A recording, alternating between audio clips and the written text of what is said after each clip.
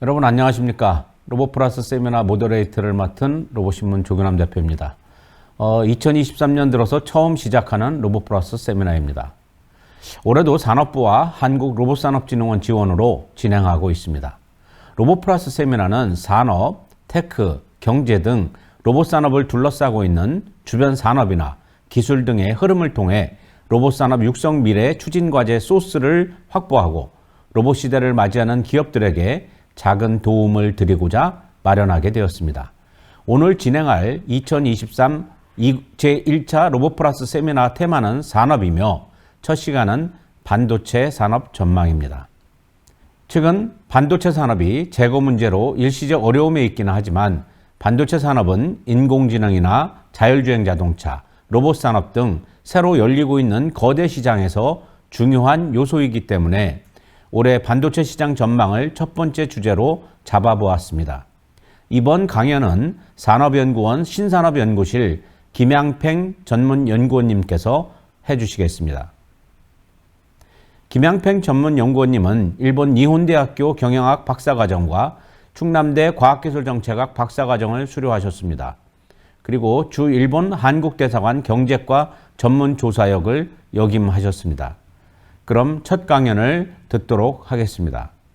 안녕하십니까. 저는 산업연구원의 김양팽이라고 합니다. 저는 오늘 여러분들께 반도체 산업의 전망에 관해서 말씀을 드리도록 하겠습니다.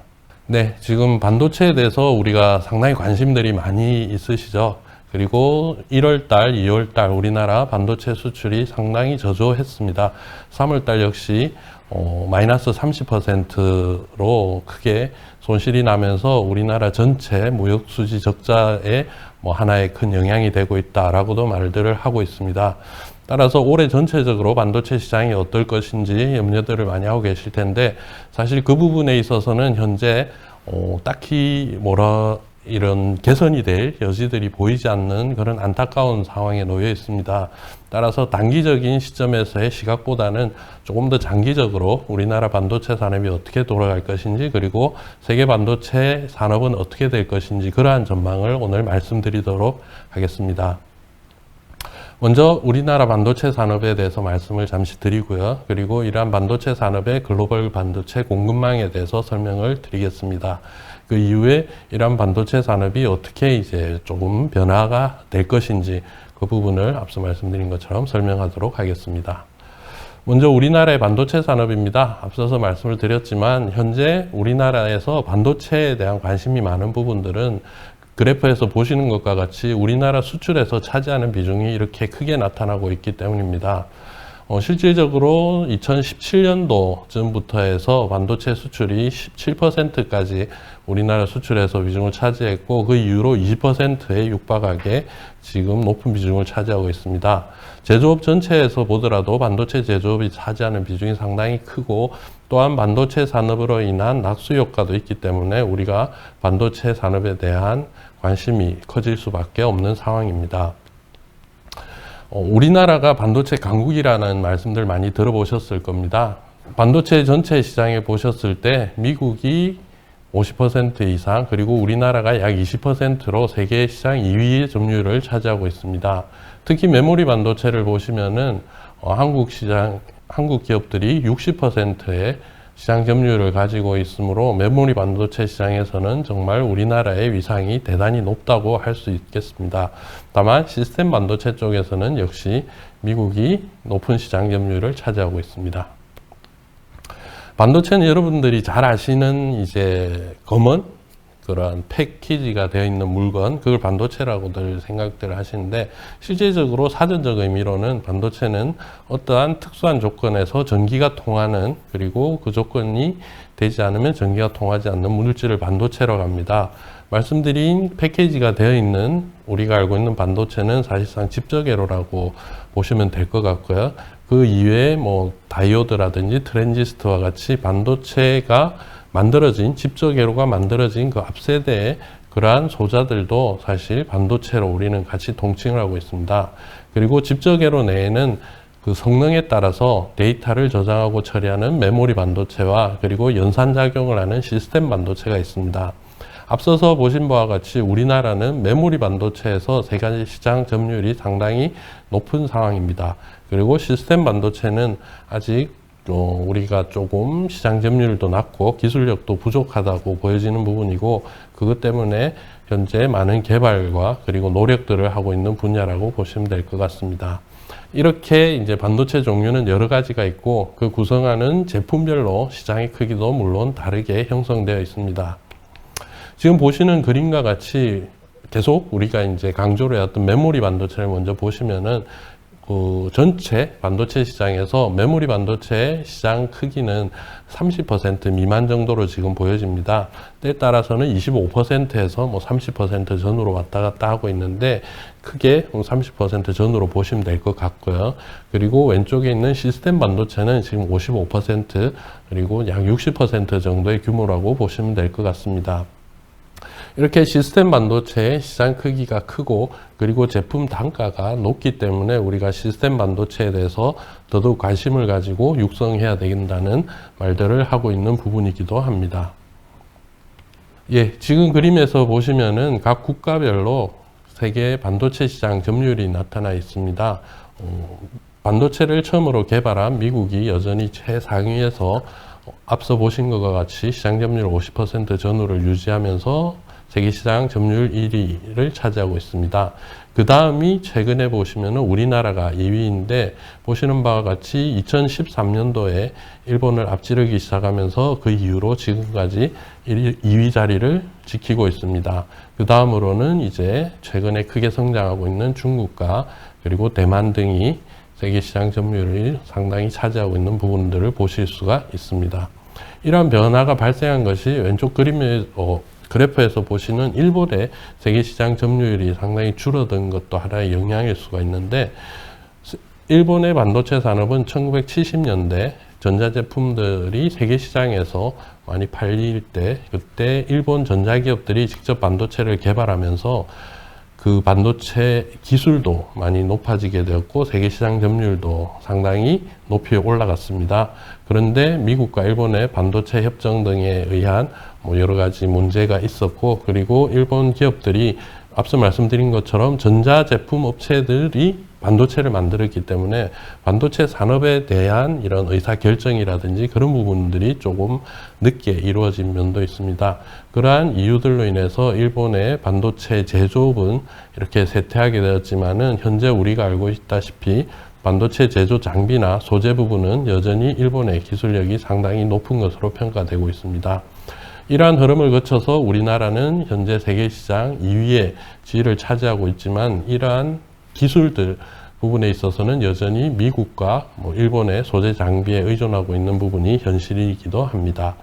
그렇게 우리나라가 세계 2위까지 올라오는데, 사실상 글로벌 반도체 공급망이 상당한 역할을 하였습니다.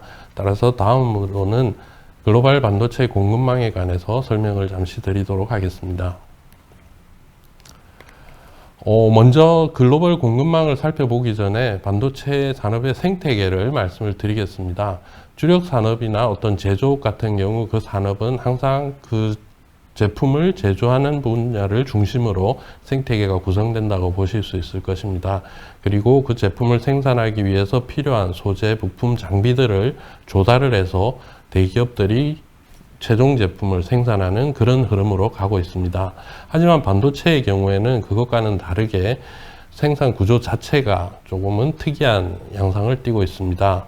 왜 이런 말씀을 드리냐면은, 자동차나 조선과 같이 대표적인 주력 산업들을 보시면은 하청업체라고들 하죠. 벤더 업체들, 협력업체들이 만든 부품들, 그리고 메이커가 만든 핵심 부품, 그것들을 조립하는 것이 결국은 이제 메이커 업체가 되는 것이죠.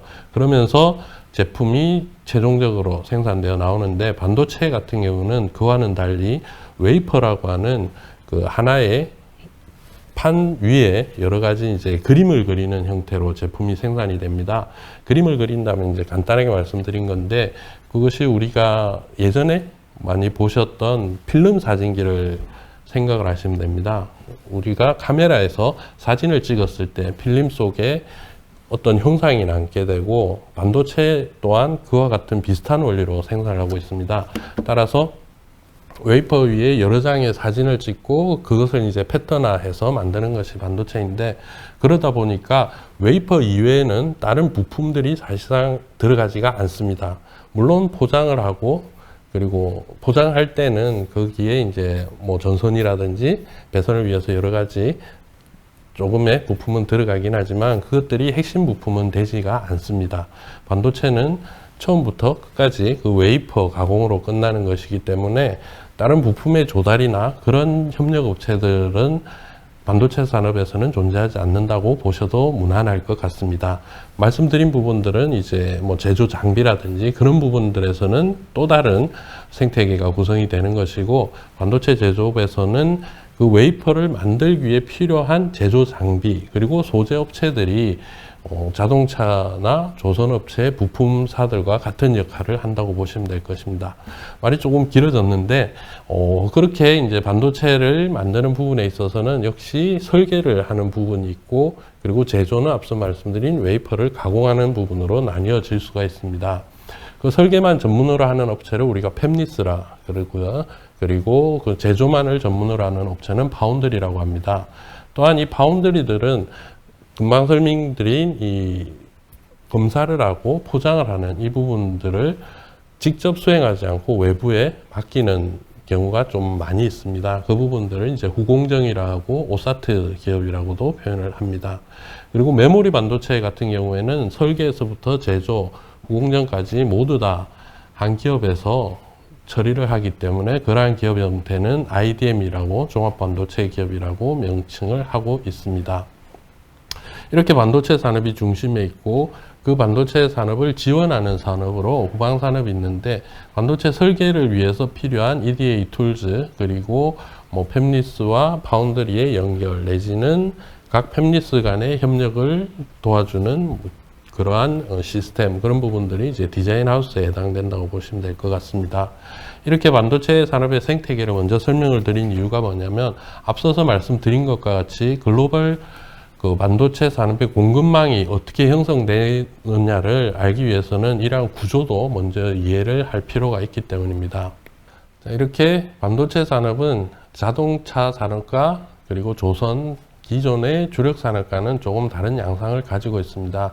그리고 이 반도체 산업에서 앞서서 이제 팹리스, 파운드리 그리고 후공정 기업들을 말씀드렸는데, 이렇게 각 파트가 나뉘어져서 생산되는 품목은 시스템 반도체가 대부분입니다. 시스템 반도체는 팹리스가 설계를 하고 파운드리가 제조를, 그리고 후공정 기업들이 포장과 검사를 수행하고 있습니다. 최근에 여러분들 대만의 TSMC 말씀을 많이 들으셨을 거고, 그러한 TSMC에 필적할 만한 기업이 우리나라의 삼성전자의 파운드리 사업부라는 말씀을 많이 들으셨을 겁니다. 그러면서 이제 시스템 반도체 육성을 위해서는 파운드리도 육성을 해야 된다라는 말들이 이어지어서 나오고 있는 것이죠. 그 부분이 바로 시스템 반도체를 생산하기 위한 이러한 생태계 때문에 그런 얘기들이 나오고 있는 것입니다. 다음으로 이제 종합 반도체 기업은 예전에 인텔과 같이 처음부터 메모리 반도체를 만들던 기업이 시스템 반도체를 만들거나 차량용 반도체와 같이 내구성이나 신뢰성이 중요해서, 그리고 그 기술들을 외부로 유출을 할 수 없는 그런 업체들은 시스템 반도체도 직접 만들고 있습니다만은, 대부분의 종합 반도체 기업들은 메모리 반도체를 생산하신다고 보시면 될 것 같습니다.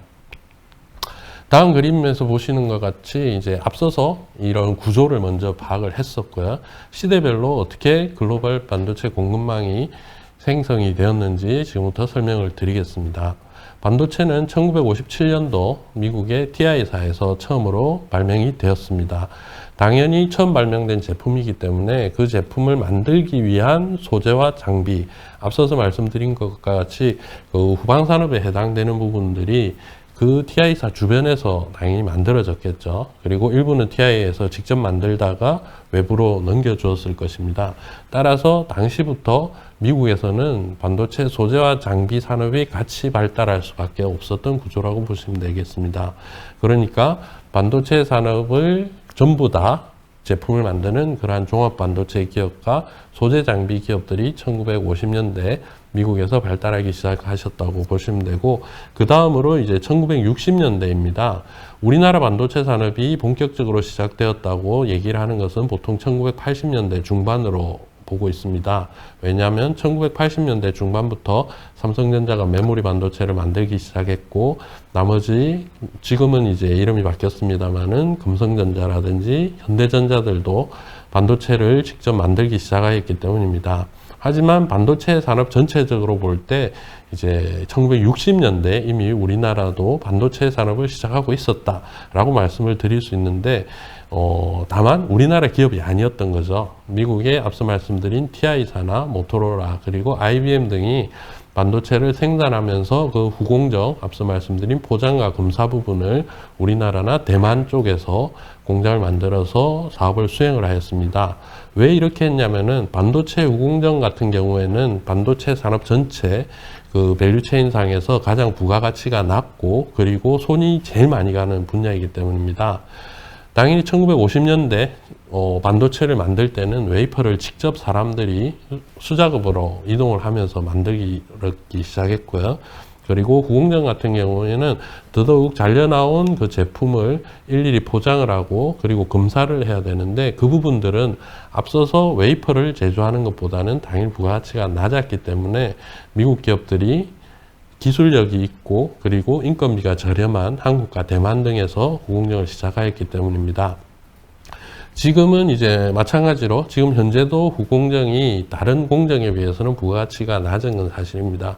따라서 반도체 제조에 지금 가장 많이 하고 있다는 한국과 대만 기업들이 그 후공정은 그 주변 국가, 아시아 지역 국가에서 후공정을 실시하고 있기 때문에 후공정 시장은 한국보다는 오히려 아시아 지역에서 더 많이 발전해 있는 상황이기도 합니다. 그리고 1970년대 접어들면서 EDA 툴즈가 만들어지게 됩니다. 앞서서 반도체를 생산하는데 필요한 그 후방산업 중에 EDA 산업을 말씀을 드렸는데, 우리가 건설 도면을 만들 때 CAD라는 도구를 쓰고 있는 것을 잘 알고 계실 것입니다. 반도체를 생산할 때도 마찬가지로 그 설계할 때죠. 반도체를 설계를 할 때도 이러한 EDA 툴을 이용해서 반도체를 설계를 하게 되는데, 그만큼 이제 반도체 설계가 쉬워지는 그런 효과가 나타나겠죠. 그러다 보니까 반도체 설계를 하는 기업들이 많이 등장을 하게 됩니다.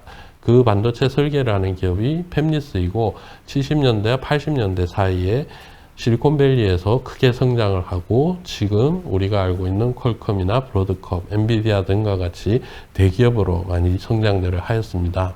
그리고 이러한 팹리스 기업들이 만들어지고 난 이후에 말씀드린 것처럼 그들은 공장을 가지고 있지 않으니 그 공장 역할을 해줄 기업들이 필요해지는 거죠.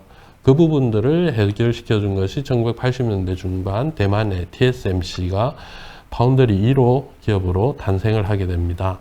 그렇게 하면서 지금 제가 말씀드린 국가만 해도 미국, 한국, 대만 이렇게 말씀을 드렸지 않습니까? 그리고 이제 그 앞에 말씀드린 부분이 1970년대 전자산업이 발달하면서 일본도 반도체를 만들었었죠. 그러면서 이러한 앞서 말씀드린 생태계 속에서 필요한 부분들이 각 국가별로 이제 나뉘어서 그 역할들을 하게 됩니다.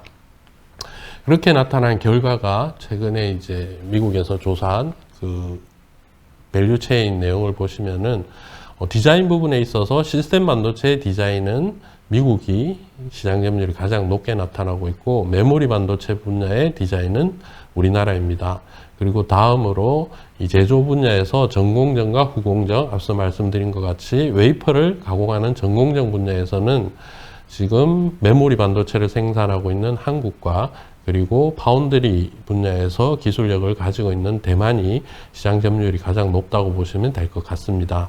그리고 후공정은 앞서 말씀드린 바와 같이 한국은 메모리 반도체를 하다 보니 후공정도 내재화를 해 있는 것이고, 대만은 파운드리 위주로 해서 그 후공정도 외부에 맡기고 있습니다.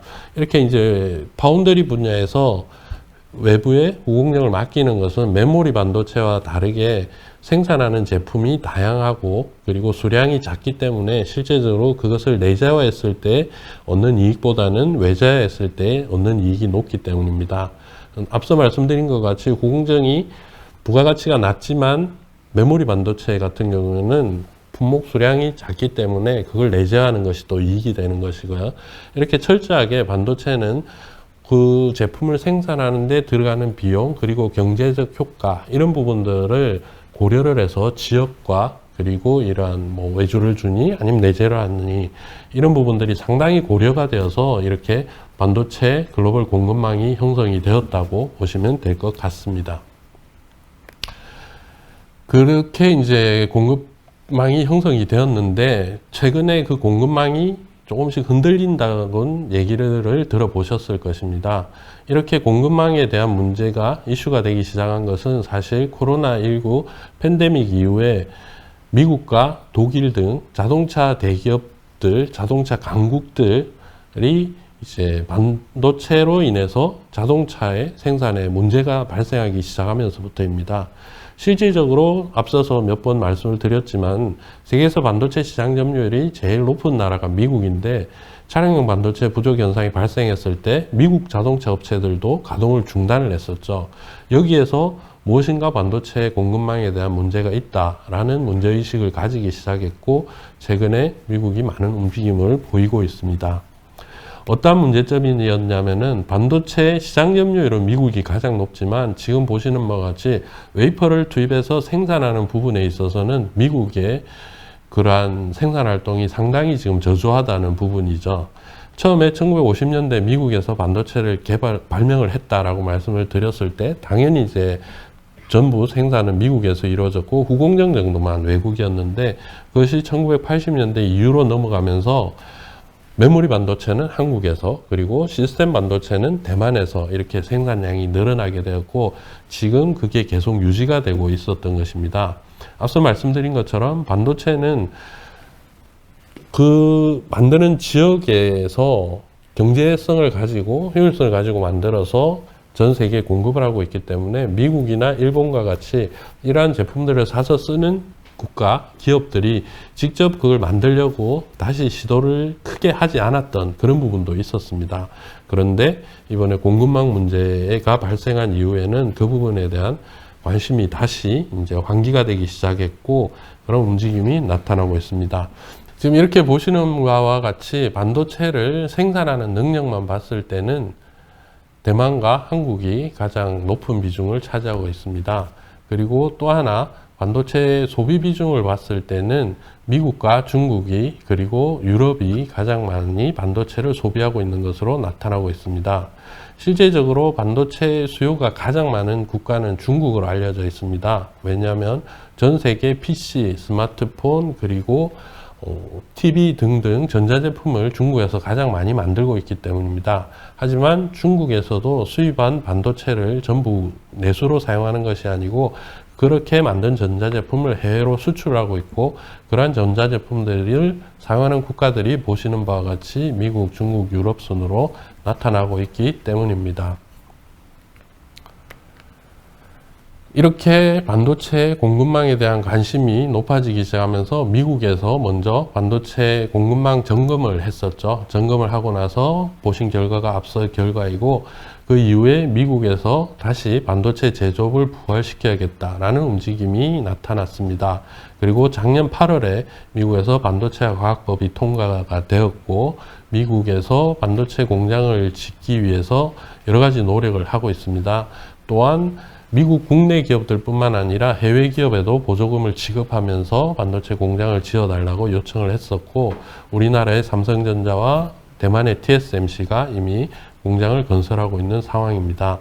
그러한 반도체법에서 나온 것이 이제 보조금을 지급할 테니 미국의 공장을 지어달라는 얘기가 있었습니다.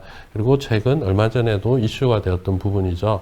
미국에서 지급하는 보조금에 대해서 여러 가지 까다로운 조건이 지금 붙어 있습니다. 그 부분이 우리가 뭐 협상을 통해서 해결해야 될 부분이라고 많은 관심들을 가지고 있는 부분으로 지금 다루어지고 있습니다. 이와 같이 미국의 움직임을 본 뭐 유럽이라든지 일본 이런 예전에 반도체를 만들었던 그리고 반도체 강국이었던 국가들도 다시 반도체 제조업에 뛰어들게 되었습니다. 미국에서 반도체 공급망에 대한 점검을 시작하고 난 이후에 여러 국가에서 똑같은 움직임이 나타나기 시작했습니다. 뭐 그 이전부터 중국은 반도체를 많이 소비를 하고 있으나 수입 비중이 높았기 때문에 반도체 산업 정책을 이미 시작을 하고 있었고요. 그 이에 미국에서는 작년도 8월 달에 반도체와 과학법이 통과가 되면서 미국 내 반도체 건설하는 기업들에게 세제 혜택을 25%까지 주기로 발표를 하였습니다. 그리고 그 이에 보조금도 지급을 하기로 하면서 지금 현재 그 보조금 지급에 관한 여러 가지 조건들이 논의되고 있는 그런 상황입니다. 그리고 일본 또한 예전에 이제 반도체 산업이 왕성했던 시절이 있었습니다만 지금은 앞서 말씀드린 것과 같이 제조업 분야가 많이 쇠퇴해 있습니다. 하지만 대만의 TSMC까지 적극적으로 유치를 해서 TSMC가 건설하는 공장의 시설 투자의 절반까지도 지금 보조금을 줘가면서 반도체 산업을 다시 육성하려고 노력을 하고 있습니다. 그리고 EU 또한 며칠 전에 이제 EU에서도 유럽판 반도체법이 통과가 되었습니다. 이렇듯 여러 주요국들이 반도체 산업 정책을 강화를 하고 있고 반도체를 육성하기 위해서 노력을 하고 있는 상태입니다. 따라서 지금까지 우리나라가 가져온 이런 경쟁력도 계속해서 위협을 받는 그런 상황이 벌어질 수가 있습니다. 지금까지 반도체 글로벌 공급망에 관해서 설명을 드렸습니다. 이렇게 오랜 시간 동안에 걸쳐서 만들어진 반도체 글로벌 공급망이 최근에 움직이기 시작하였고 그것이 어떻게 변할 것인지 반도체 산업의 전망은 어떻게 될 것인지 지금부터 살펴보도록 하겠습니다. 반도체 산업은 다른 산업들도 항상 산업은 계속 발전한다 라고 보시면 되겠지만 반도체 산업은 그 중에서도 아주 훌륭하게 성장을 하고 있는 산업입니다. 그래프에서 보시는 바와 같이 지난 40년간 연평균 약 10%의 성장을 했죠. 연평균 10%라면 상당히 높은 성장률인데 그것을 40년이나 이어왔다라는 부분은 정말 대단하다고 평가를 할 수 있을 것입니다. 그런데 더 놀라운 것은 앞으로의 반도체 산업은 그것보다 더 성장률이 높게 나타날 가능성이 크다는 것이죠. 반도체 수요 산업은 1950년대 개발된 이후에 1970년대, 80년대 본격적으로 성장하기 시작하였습니다. 우리가 현재는 널리 쓰고 있는 이 PC가 1980년대부터 보급되면서 실제적으로 반도체도 많이 사용이 되기 시작한 것이죠. 그리고 나서 이제 인터넷, 스마트폰 등의 산업에 의해서 반도체 산업이 발달을 하였는데 지금 더 빠른 속도로 성장할 것이다 라고 볼 수 있는 것은 최근 많은 관심을 가지고 있는 챗GPT와 같은 이러한 AI 기술들이 정말 본격적으로 우리 주위에 다가왔기 때문입니다. 이전의 산업들 그리고 반도체를 이용해서 데이터를 저장하는 방법들은 일단 사람들의 손을 거쳤어야만 되는 부분들이 상당히 많았습니다. 따라서 이제 그 데이터를 입력하는 시간이 걸릴 수밖에 없었는데 지금은 이제 AI가 직접 데이터를 입력하고 생성을 하는 것이죠. 우리가 IoT 산업에서 센서가 받아들인 데이터를 직접 이렇게 입력하는 걸로 바뀌었지 않습니까? 그 이상으로 AI 시대가 오면서부터는 거의 대부분의 데이터를 이제 사람 손을 거치지 않고 직접 입력하게 되고 그리고 입력된 데이터를 다시 또 가공을 하고 여러 번 딥러닝을 통해서 학습을 하다 보니까 데이터 처리 용량이 엄청나게 늘어나는 거죠. 그러면서 지금까지 발달해왔던 속도를 향후 10년 이내 시장 규모가 정확하게 2배까지도 성장할 것이다. 그렇게 바라보고 있는 상황입니다. 그리고 지난 이제 2021년도 기준 데이터가 지금 최신으로 제가 가지고 있는 데이터인데 여기에 보시면은 반도체 상위 기업들이 한국에 삼성전자와 SK하이닉스가 있습니다만 그 이외의 국가들은 미국이 대부분이라고 보시면 될 것 같습니다. 그리고 여기에 하나 주목해야 될 부분이 이제 TSMC죠. 앞서서 말씀드린 것과 같이 TSMC는 1980년대 중반에 만들어진 국가고 파운드리라는 산업을 처음으로 만들었습니다. 자, 여기서 다시 이제 오른쪽에 비고란을 좀 봐주셨으면 합니다. 무엇을 말씀드리고 싶냐면은 반도체 산업이 처음에 발달하기 시작했을 때는 대부분의 업체가 IDM이었다고 말씀을 드렸습니다. 그리고 이제 팹리스 기업들이 이렇게 성장을 하게 된 것이죠. 그 다음으로 성장한 것이 이렇게 파운드리입니다. 즉 사업의 형태도 이러한 시간이 지나면서 많이 변화가 있었다. 그리고 앞으로는 또 어떤 분야가 이렇게 상위에 계속 유지가 될지 잘 알 수가 없다. 그 정도로 경쟁이 치열한 부분이 반도체 산업이다라고 보시면 될 것 같고요. 그리고 또 이제 국가별로 봤을 때도 예전에 1990년대만 해도 일본 기업들이 이렇게 상위권에 많이 있었습니다만은 현재는 대부분 사라지고 없습니다. 따라서 반도체 산업의 변화는 계속 일어나고 있고 비즈니스 모델 측면, 국가적 측면에서도 이러한 변화는 계속 이어질 것이다 라고 말씀을 드릴 수 있을 것 같습니다. 끝으로 이러한 전체적인 내용을 이제 정리를 해서 말씀을 드리겠습니다. 단기적으로 관심이 많으실 겁니다. 사실 반도체 올해 하반기에 전망은 어떻게 될 것이냐.